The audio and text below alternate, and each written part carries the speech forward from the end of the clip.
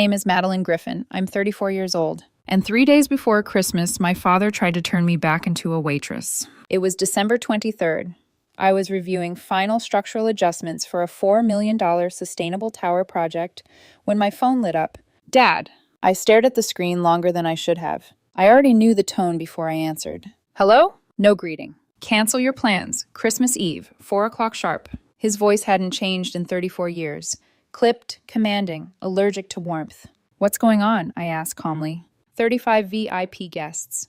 Important partners. You'll be serving. Serving. The words settled in my chest like something heavy and familiar. I wasn't a teenager anymore. I was the founder and CEO of Griffin Sustainable Design. 70 employees, 3 offices, multiple awards. But to my father, Richard Griffin, I was still the daughter with artistic hobbies. You've always been good at serving others, he added.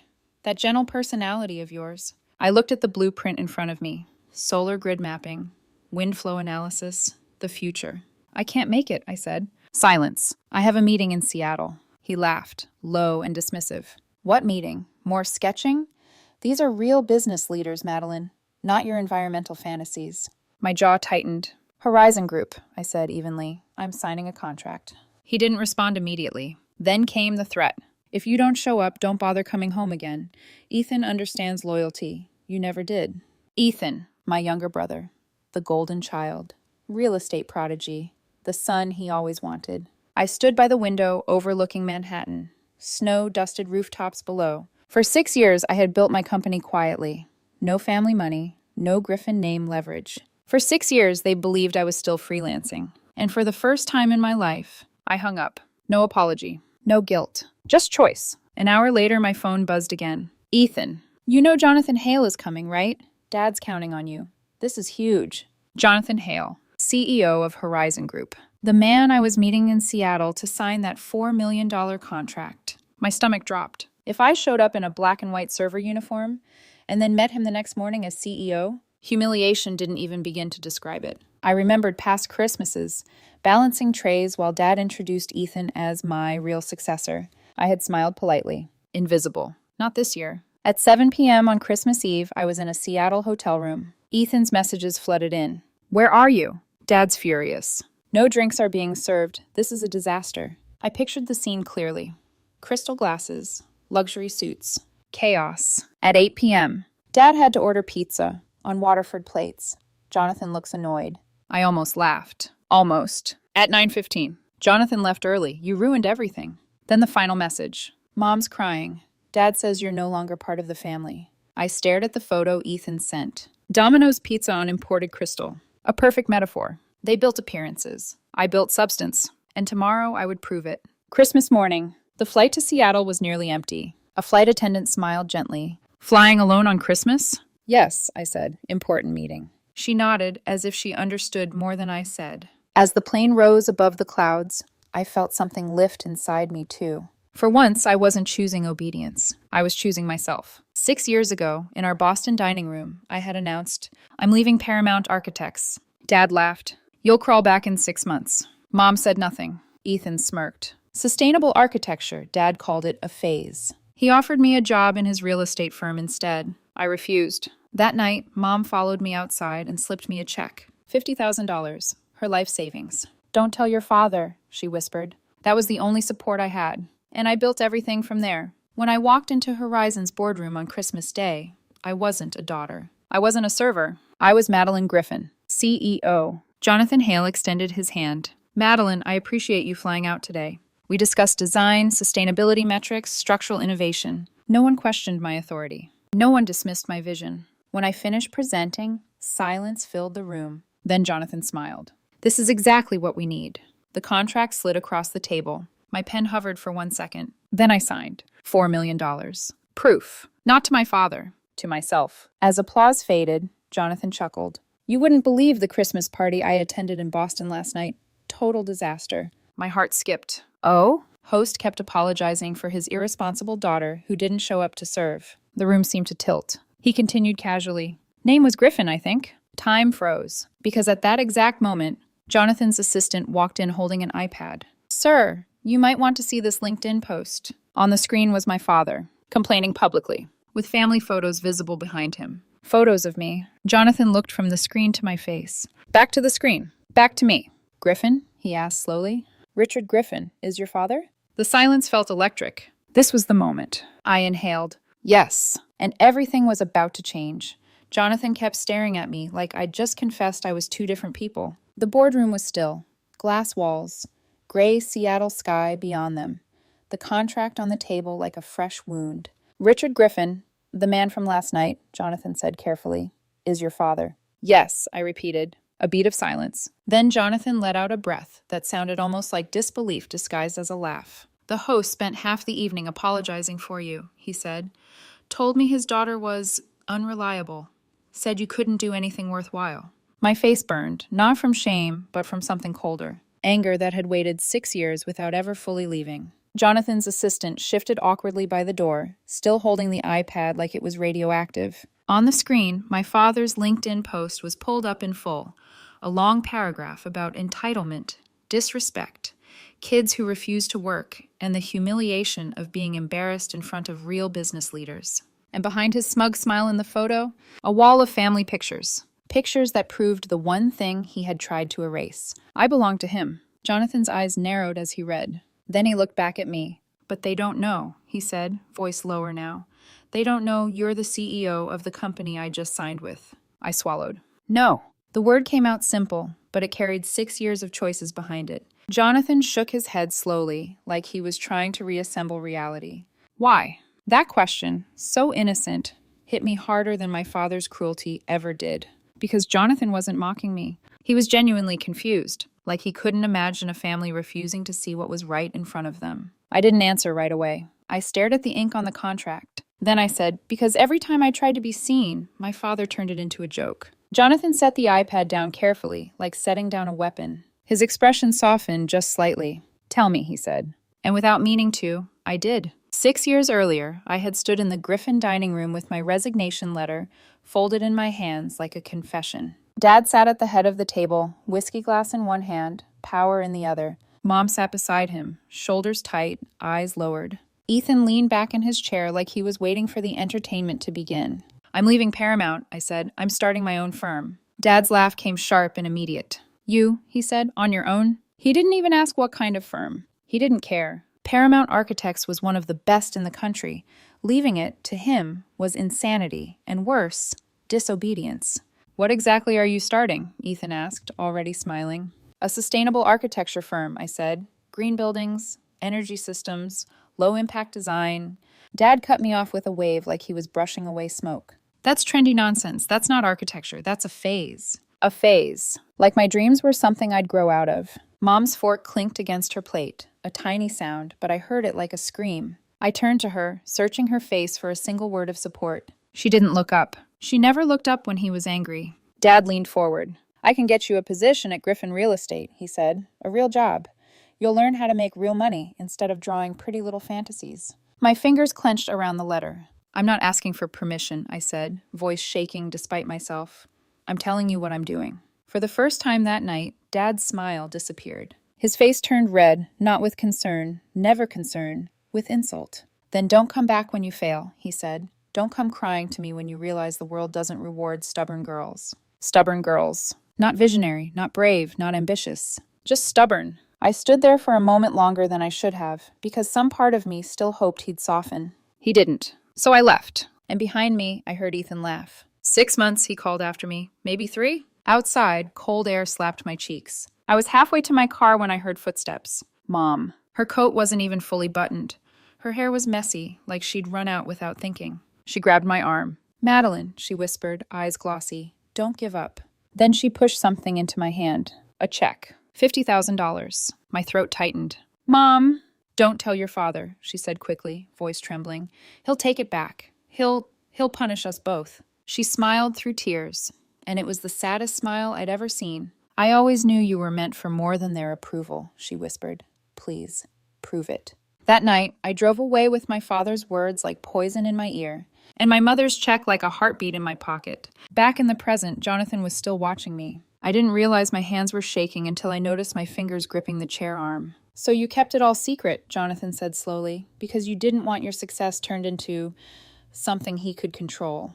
Yes, I said. He exhaled sharply, then, unexpectedly, laughed. Not cruel laughter. The kind of laugh people make when irony is so ridiculous it becomes a reflex. The man who called you a failure, Jonathan said, shaking his head, spent last night trying to impress me while I was on my way to sign a $4 million contract with you. He leaned back, eyes bright with disbelief. This is the most ironic thing I've seen in 3 decades of business. For a second, I almost smiled. Almost. Then my phone buzzed. My father, Richard Griffin. His name lit up my screen like a flare I couldn't ignore. Jonathan glanced at it and then back at me. You're going to have to tell him, he said quietly. I stared at the ringing phone. Part of me wanted to let it die in silence, the same way he let my dreams die in that dining room. But another part of me, the part that signed contracts on Christmas Day, the part that built a company out of nothing, that part lifted the phone. Not yet. Not in front of Jonathan. But soon. Because the truth wasn't just waiting at the end of the line. It was waiting at the end of 6 years.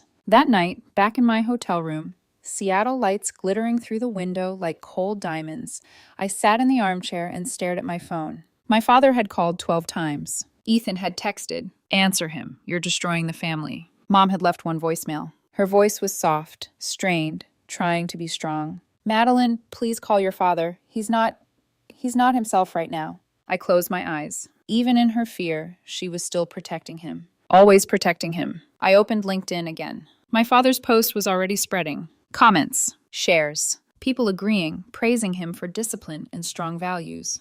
And then, a tag. Someone had tagged Horizon Group. Someone had tagged Jonathan Hale. My stomach dropped. If Jonathan responded publicly, if the industry connected the dots before I did, my father wouldn't just be embarrassed. He'd be exposed. And in my family, exposure was worse than failure. I stood up and walked to the window. My reflection looked older than 34. Not because of wrinkles. Because of the weight of being underestimated for so long. I turned back to the room, picked up my phone, and for the first time in my adult life, I didn't wait for my father to call. I dialed him. The line rang once, twice. He answered immediately. No greeting, just fury. "Do you know what you did?" he snapped.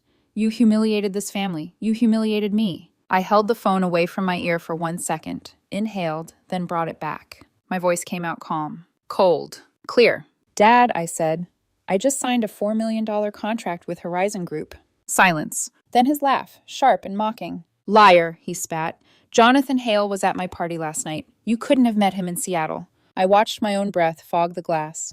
"That's right," I said. "He was at your party." A pause. "And now," I added softly, "he's in Seattle, and he just signed with me." The silence stretched longer this time. I could almost hear confusion climbing into his throat. I didn't give him time to regain control. "Griffin Sustainable Design is my company," I said, steady as stone. 70 employees. Offices in New York, Chicago, and San Francisco. 3 international awards in the last 2 years. I heard a sound from the other end. Not anger, not laughter. Something else. A breath that didn't know where to land. Then his voice, smaller, stunned. Why didn't you ever tell us?" I closed my eyes, because here it was, the question that always came too late, and the answer that never fit neatly into a family like mine. "Did you ever ask?" I said quietly. Silence again. And in that silence, I realized something terrifying. This wasn't going to end with the contract. This wasn't going to end with a phone call. This was going to end when my father finally saw me, or when he destroyed himself trying not to. The first time he had no answer. The silence on the line stretched so long I wondered if the call had dropped. Then I heard him inhale. Not sharply, not angrily. Uncertainly. "I didn't know," Dad said. It was such a small sentence. But in my 34 years, I had never heard my father sound unsure of anything. "You didn't want to know," I replied. I wasn't yelling. I wasn't crying. That almost scared me more. "I told you about my first award," I continued. "You said it was small. You told me to call you when I did something awe-inspiring." On the other end, he didn't interrupt. So I did something I had never done before. I kept going. I stopped calling after that. A long exhale came through the speaker. When he spoke again, the fire was gone from his voice. "You're really the CEO?" he asked quietly. "Jonathan signed with you?" "Yes." "And you built it? Without using the Griffin name?" "Yes." There was another pause, but this one felt different. Not anger. Recalculation. Something in his world shifting. Then the words came. "I wasn't fair to you." The sentence landed heavily between us. My hand tightened around the phone, because those were the words I had imagined hearing for 6 years. And yet, they didn't feel the way I thought they would. They didn't heal anything. They just revealed how deep the wound actually was. I can't accept that apology right now, I said honestly. Silence again. But this time he didn't fight it. You're right, he murmured. We need to talk, in person. Yes, I said, after New Year's. Before hanging up, I added something I had never dared to say before. You made the party a disaster, Dad, not me. I chose to respect myself. The line went quiet, then clicked dead. I lowered the phone slowly. For the first time in my life, I hadn't spoken to him as a daughter trying to earn approval. I had spoken to him as an equal, and that shift felt bigger than the $4 million contract. 2 days later, an email arrived that changed everything again. Subject line, Forbes interview request. I stared at it for a full 30 seconds before opening it. Madeline Griffin, it began. We would love to feature you in an upcoming piece on emerging leaders reshaping sustainable architecture. My pulse quickened. The message ended with, referred by Jonathan Hale. Of course, Jonathan wasn't just impressed by irony. He recognized narrative power when he saw it. And my story, a daughter dismissed as a waitress secretly building an award-winning firm, was powerful. Another email arrived minutes later. From Jonathan. Madeline, I introduced you to Sarah Williams at Forbes. Your story deserves visibility. Hope you'll consider it. I leaned back in my chair. Visibility. For 6 years, I had chosen invisibility. I had built quietly, succeeded quietly. Part of me liked it that way. But another part, the part that had stood in that dining room 6 years ago, wanted the world to see what my father refused to. I replied, I'm in. The interview took place in a quiet cafe on the top floor of my hotel. Seattle skyline stretched wide beyond the glass. Gray sky, silver water, cold clarity. Sarah Williams was sharp-eyed and direct. She didn't waste time with flattery. You built Griffin's sustainable design from scratch at 28, she said. Why did no one in your own family know? There it was, the question that cut cleanest. I didn't dramatize it. I didn't soften it. My father believed I would fail, I said. At some point, I stopped trying to prove him wrong.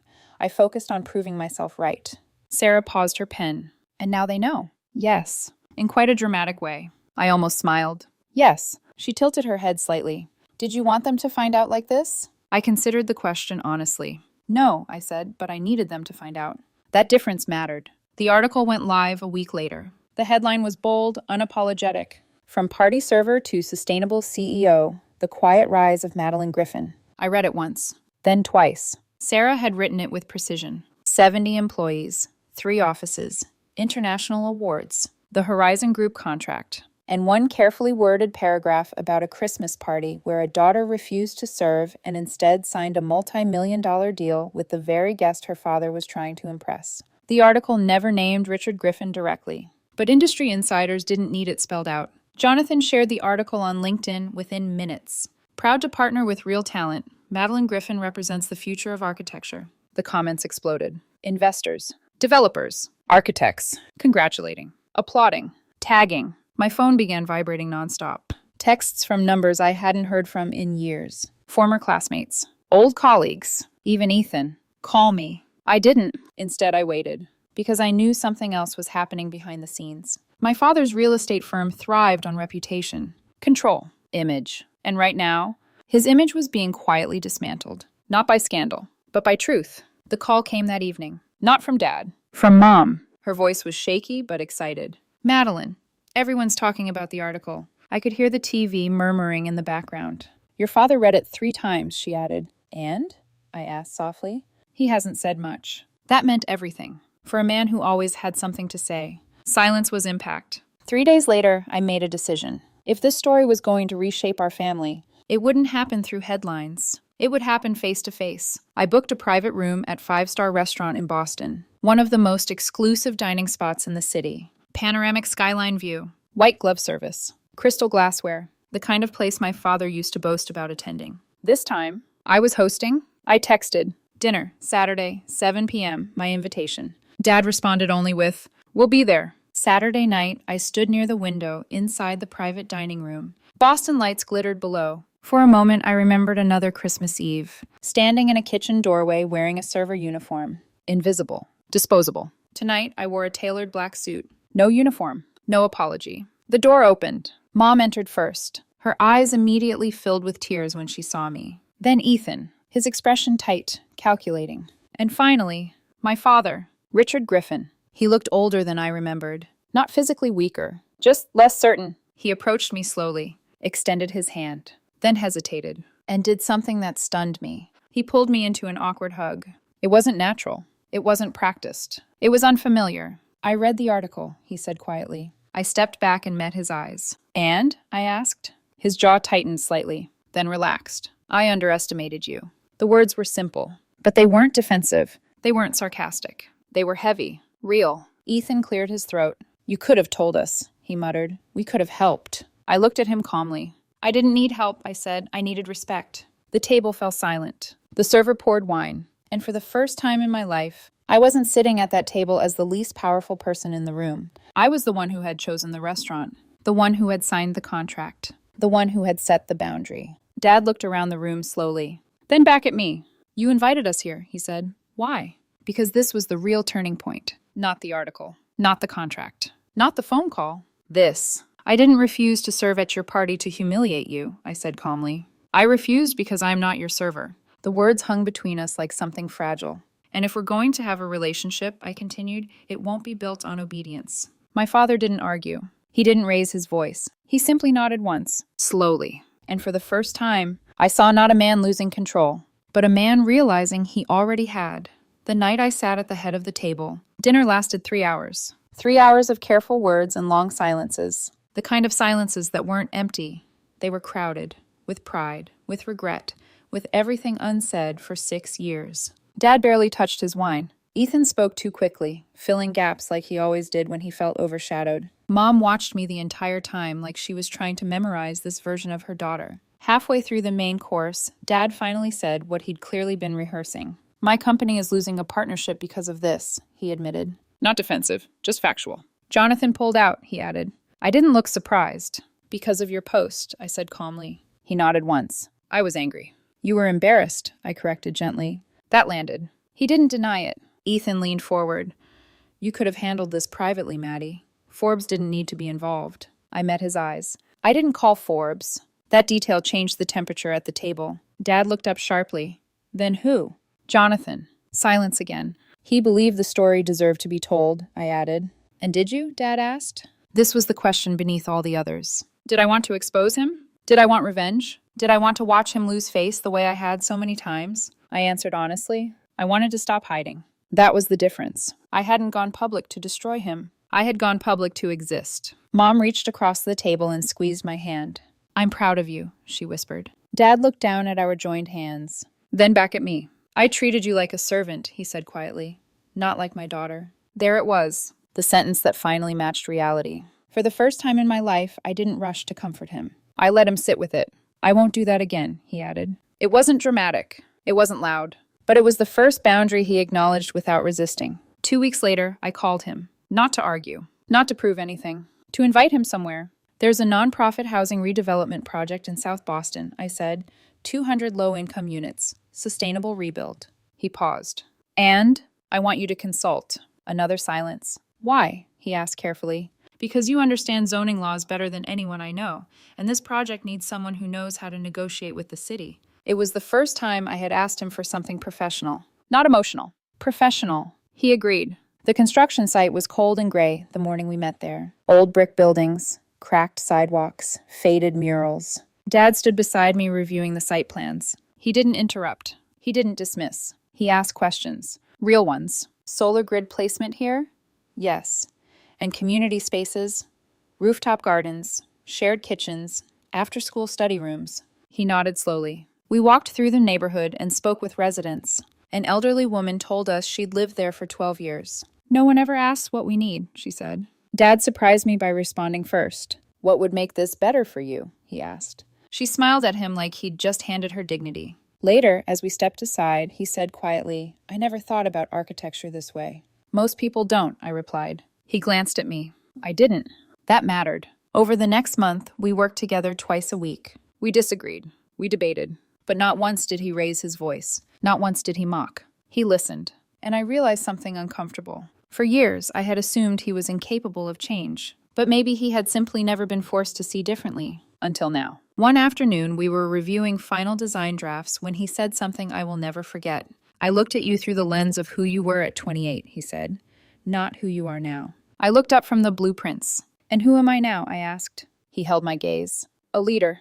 It wasn't praise. It was recognition. And recognition, when it comes after resistance, carries weight. 3 months after the Forbes article, Dad visited our Manhattan headquarters. For 6 years, he had never stepped foot inside my office. Now, he stood in the lobby beneath the Griffin Sustainable Design logo. Employees moved around us confidently. Glass walls, bright open spaces, models and material samples arranged with precision. He looked around slowly. "This is bigger than I imagined," he admitted. "We expanded to the 20th and 21st floors last year," I said. Maria, our creative director, approached with a warm smile. "Mr. Griffin," she said, shaking his hand, "your daughter is the best CEO I've ever worked with."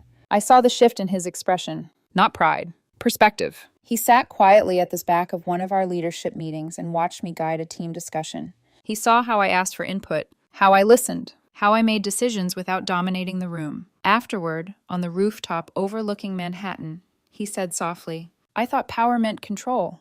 "And now?" I asked. He looked out over the skyline. "Now I think power might mean restraint." We stood there in silence. Not uncomfortable, just reflective. 9 months after that Christmas night, Griffin's Sustainable Design had grown to 120 employees. 2 new offices, 3 new major contracts. But the real expansion hadn't been corporate. It had been personal. Dad and I weren't magically healed. We still disagreed. We still had tension. But now it was built on respect, not hierarchy. Ethan adjusted too. Less defensive, less competitive, sometimes even curious about sustainability. Mom looked lighter, freer, like she had been waiting for this shift her entire life. Looking back now, I realized something important. The most dangerous role I ever played wasn't waitress. It was silent daughter. Because silence allows disrespect to settle into normalcy. And once something becomes normal, it becomes invisible. I had been invisible in my own family for years. Not because I lacked achievement, but because I lacked boundaries. The moment I refused to serve at that party, I didn't just protect a contract. I protected my self-respect, and that changed everything. Sometimes I think about that Christmas Eve photo, Domino's pizza on crystal plates, appearances clashing with reality. It perfectly captured the difference between my father's world and mine. He built facades. I built foundations. But now, we build together. Not because I needed his approval, but because he finally learned how to see. And I finally learned how to stop shrinking. That Christmas, I wasn't disowned. I was reborn. And the woman who signed that $4 million contract? She wasn't the daughter who left home 6 years earlier. She was the woman who came back, not to serve, but to sit at the head of the table,